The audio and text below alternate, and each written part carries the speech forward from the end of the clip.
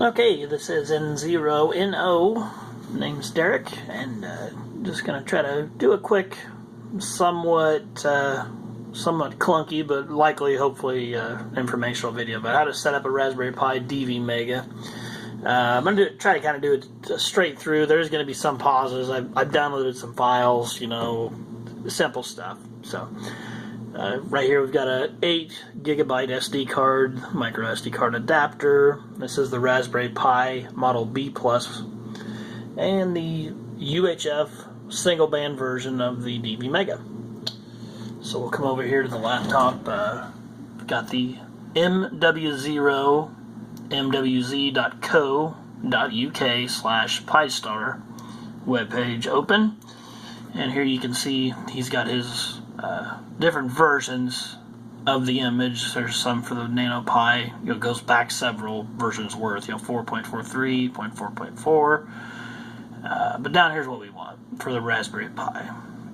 That is Raspberry Pi version 3.4.4, uploaded on the 18th of August 2017. We are on the 20th of August. And it is now 6:10 p.m. So that'll give you an idea how long it takes me to set this bad boy up. So go ahead and download this file for your Pi, or for the Odroid or NanoPi, whichever you have. While you're downloading items, if you don't have it, you also need the Win32 Disk Imager program. Picked it up off of SourceForge. It took about 10 seconds. It's a quite small program to run. So we'll go ahead and X that out.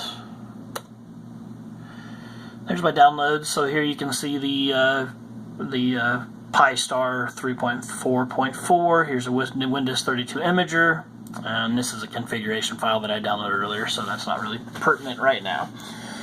So just really quick, while we're looking at it, here's the Facebook group for the PiStar image. It's PiStar User Support Group. Andrew Taylor here is the writer of this image. He certainly is a PiStar, so he's always on here. Well, I say always, he's probably sleeping sometimes, but you can always find him answering questions, taking suggestions, updating things. I mean, there's not a week hardly that goes by that there's not something that he improves, makes better, and so take that for what it is. So we'll go ahead and assume that you've downloaded that file. Let's go ahead and open up Windows 32 Imager, and what I'm going to do really quick, I've got it sitting here, I'm going to try to do it with one hand. Insert the SD card in the reader.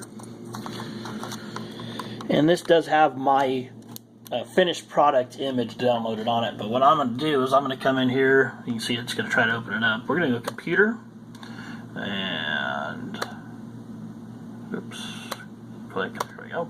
I'm going to format. I'm going to format this card and erase everything that's on it. So we'll start from scratch. So now that that's done, I close this out. And that too. Okay, so Windows 32 Imager. There's several other Imager programs as well. This is just what kind of the common used one is. So it's going to ask if we want to do that. We sure do. It's going to open up. We need to find that 3.4.4 image that we burnt earlier. It does come zipped, so you have to unzip it, but here it is in my downloads file. So we'll open that up and then click on the image itself, so you can see here it is a disk image. Open, and we're going to go ahead and write this. You can see there, write data from image file to device. So this will take about 5 minutes, 6 minutes maybe. So I'm going to pause it and come back. Okay, so it's been going for a little while. I'm going to go ahead and show you just a quick little assembly. You can see 13%. It's going to take right around 6 minutes, it looks like. So it is 6:14 now. Go ahead and take our DvMega board. It goes right on top of these GPIO pins, they're called, on the Pi. See if I can do that while I'm holding the phone. Yep. So just go right on top there. There's a little standoff in there. On the older boards, there's a hole in the bottom that you can screw that standoff in there. You can just barely see it in there, top of the HDMI port. But with these, most people just put a little bit of like CA glue or something like that under it. So hopefully I haven't been covering up my microphone. That would be unfortunate. So that's all set up, ready to go. We're going to go ahead and I'm going to unplug this. Let's hook up our... Yeah, pause this. Okay, there we go. So I've got my Cat 5 cable. So it's just got a hardwired direct connection. There you can see that's my Wi-Fi dongle in the background there. So, and then a micro USB connector that'll just power off the laptop itself. So here we are, still installing. We're up at 41%. Currently 6:15. So I'm gonna let that go ahead and finish up and come right back. Okay, so it's wrapping up. We're quickly reaching the end. It's currently 6:19 now, so it's just about done. So, right, successful. It's on there. I do have my Pi over here. I've hooked up my USB cable.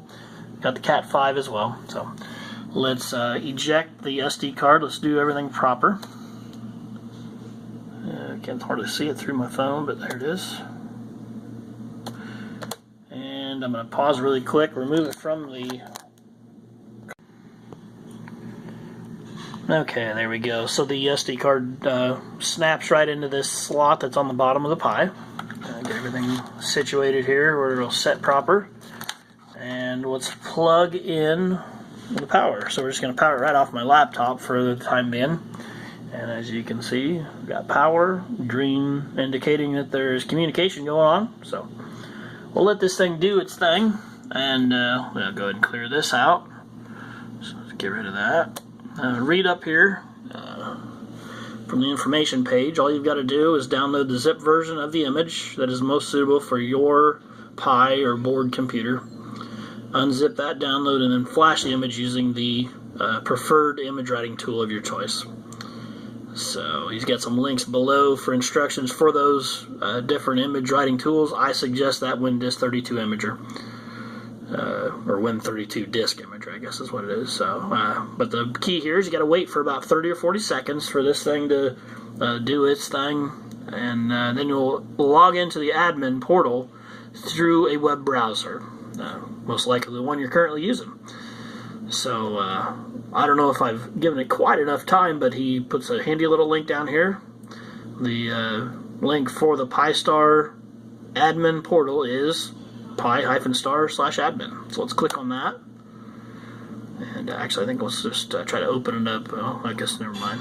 It already did it. So, no mode defined. Well, that sounds unfortunate, but what it's saying is I don't know what mode I need to be in, so you need to configure me. So after 10 seconds, it's going to redirect you to the portal, and there it is.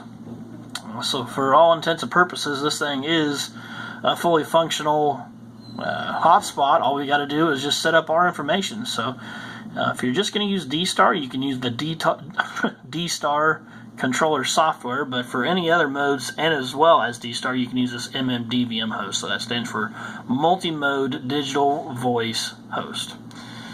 So let's use that. It does mention here for DvMega you have to have a minimum firmware of 3.07. Well, if you purchase one probably within the last year or so, you probably have that firmware. Otherwise, I suggest using a Arduino Uno and pulling this DvMega 380 chip. I think that's the number for it, the version. Pull that chip off, install it right on the top of your Arduino Uno, and flash the latest firmware. So if you go to the DvMega website, you can find that information. So. And then from there, it's just a quick, simple insert your call sign, insert your frequency of choice. That's a simplex frequency, transmit and receive. Latitude and longitude, town, country. You can have any URL that you choose. Most people use their QRZ website. Radio modem type. So this is where you select that type of modem. In my case, it's going to be the single band DvMega. Here, you got a node type, private or public, pretty self-explanatory. Private, only your call sign, so be it on D-Star or DMR, only your CCS7 ID will work on the hotspot. Otherwise, public, anybody's will. System time zone, find your closest time zone, select that. And then dashboard language. They've got English UK. I don't believe they've got an English America, so it's not going to say like y'all and things like that. It's just going to be the UK version. So anyway, at the bottom of each configuration pane, you've got an Apply Changes button, so that you can apply the changes you made above. We'll just scroll on down here. I'm not going to go through all that because I'm actually going to show you how to update, you back up and restore the information. So right now it's just showing just the D-Star configuration because that's what it says out of the box. That's all it's got. But we can continue on down. You've got the ability to change this remote access password. It did not bring it up for me on this time, but for yourself it'll probably first ask you for a password. Well, the user is going to be this pi-star for the username, and the password is going to be raspberry. Like I said, just straight out of the box, getting it installed, it's going to be raspberry. This is where you can change that password. So that way somebody can't come in and log into your hotspot and change settings and ruin everything you've worked on. So let's go ahead. I'm going to come to the top here. Top of the page, I've got a backup restore. Then like I said, this is something you can do after you get all that information put in. You can back up and restore. And actually, I tell you what I need to do.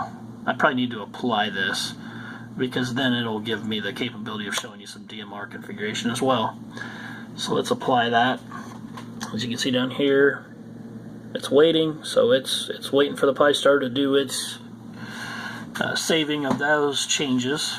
So it'll take a little while, but it'll come around. So I have to tell you what, while that's happening, I'm going to come over here to my D-Star radio. Got an ID51 here. If anybody's used a DvMega image, say like the D-Star Commander, which was mine that I ran with D-Star before I come across pi-star and wanted the capability to run DMR as well. You have to set your repeater, your item here, as a repeater as opposed to a simplex repeater. So it's got to be a duplex repeater. Maybe actually back up because I've got to select a different one. I'm going to select that one there. Okay, so what you have to do is you have to save a new one. This one is just set as a simplex hotspot. So you're going to repeater list, my hotspot. Of course, I got this one saved, but what I'm going to show you is this edit. I'm going to go into edit, and the type here, instead of being simplex, needs to be DV repeater. Name it whatever you want, subname it whatever you want. This is where that duplex comes in. You've got an N0NOB for the call sign, and then the gateway call sign is N0NOG. It has to be that way with pi-star. So keep on scrolling down. Of course, you want to use from, yes, frequency, the frequency or hotspot, duplex. You can use positive or negative, but this is where it comes in. You've got to use 0.0, zero offset, no offset. And that gives it the capability of transmitting and receiving on that same frequency. And that's the end of it. So I'll just click overwrite. Done. Okay, so DvMega pi-star. So now come back over here to this. It is now 6:27, so we've been at it for a little while now. pi-star warning, the only reason this warning comes up is because there's been some administrative changes made. It's got something, we're going to have to reselect the modem from the list once we get going here. So that's to be expected. So it pops back up. See, now we've got some new information, being how we selected this DvM host controller software. We've got the capability now for DMR mode, D-Star mode, EC System Fusion mode, at P25. Now P25 is not capable, or excuse me, the Mega, the DvMega is not capable of doing P25 currently. So that may change. Who knows? I'm not knowledgeable enough to make that change myself. So if you've got a display, these Nexian displays are getting pretty popular these days. People actually install it right on top of all the equipment there, and it gives you just a brief, kind of a basic display of what the hotspot is doing. But I don't have one of those, so we'll just leave it alone. Mode hang time, 20 seconds, which he mentions works well. I will explain that once things are up and going. So once again, call sign information, all that needs to go in there. So that's pretty specific, pretty explanatory. Just do your thing. Just go through and set it up. So with that, once you get all that information in, let's go to this backup and restore at the top. So once you get it all set up, it seems to be working, you're happier than a clam. Go ahead and download that configuration. So click this download button. You might even have to do like a double click, but it'll download, save it as like today's date. Yeah, there it goes. So just download that configuration. Now, you ask, well, why did you just download that? You didn't put it in here for information. Well, I've already got mine saved, so I'm going to go choose file, and we're going to find that zip file that it made. I'm going to come down here a little ways, and being as how this is all, that's one I did earlier, but this August 11th is one that I did earlier on in the week and saved. So let's click that. Let's go open. So it's going to take that zipped file and restore all of my configuration that I just, within the last 20 minutes cleared off of my card. So now it's down here waiting for Pi-Star. It's over here doing its thing. So I'm going to pause really quick. I promise it's going to all configure itself and come back around. And then when you can hear the radio just went unlinked. So here, all the information, it's written, configured. It's been written, configuration service, restore complete. So what I'm going to do now is come up here to the top. Let's go to admin. Excuse me, I wasn't looking at it. There we go. Let's go to admin. And look here. Look at all this different information now. So let's go configuration. And now you can see it's got my call sign that I didn't put that in. You guys didn't see it happen. I didn't put it in there. This is all real time. I mean, I did have a pause just for the downloading of items, but it's all in there. Scroll on down, OSCI US, got my call sign, all that. For DMR configuration, I suggest to start out with, use Brandmeister United States 3101. You can use the 02, the 03, but whatever your choice is. There really isn't a bad choice for any of those four. And otherwise, it's there. It's all up in the air. It's ready to go. So, and then password. I changed that. Definitely want to change that so nobody messes with your equipment. So with that, let's go to the top. Let's go to, I like the admin dashboard. So gives a little bit more information there. Okay, so let's come to my radio, and I'm just going to key it up, key down, and I'm going to do it. It's linked, hopefully, maybe. Let's try it again. There it went. Okay, so come over on this side. You can see I'm currently keyed down, linked up. It's receiving D-Star. Now it's listening.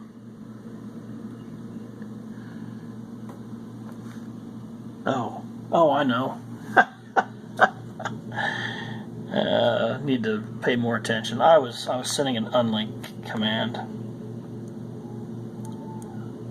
There we go. Okay, that's why it didn't go anywhere. So let's key down.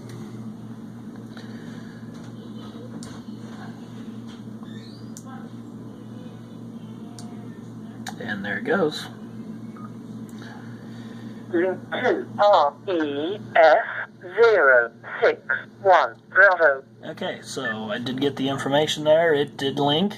It is linked up currently. You can see that off to the side, right down here. Link to 61 Bravo. Now you can see at the top up here at info, it's currently listening to D-Star because that was what I just transmitted on, but now you can see it just says listening. Well, that's where that 20 minutes that I had earlier, that I set up earlier, that 20, or excuse me, I said 20 minutes, 20 seconds. So now it's back to listening to both. It's back to listening to both D-Star and DMR. Well, I haven't transmitted on DMR yet, but let's go ahead and do it. So, as you can see, I'm Iowa 3119. That's my local. I'm in the state of Iowa here, so let's key down. Key the radio. Come back over here. You can see it's keyed up. And then release. So now, up here, now it's listening into DMR, but after 20 seconds, that will go back to just listening. So, this hotspot is currently now linked to both DMR 3119 as well as D-Star 61 Bravo. So I can even now, you can see now it's just listening. Now it's just back to just listening, but you can see right here. Now it's just using time slot 1. You can't use both time slots on this, but you only need, being it's just a simplex hotspot, you only need.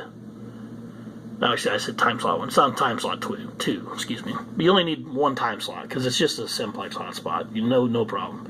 So, but yeah, it's currently listening to both. If somebody were to key up on either mode, D-Star or DMR currently, the Pi would recognize it and send it to whichever radio that would coincide with. So, it's all up and going, and just a little bit of chatting around here, but I'm at 635.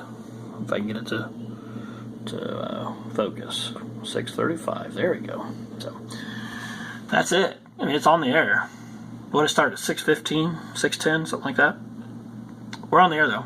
So any questions? You can certainly find me on the Iowa DMR users group, as well as over here on Pi-Star users.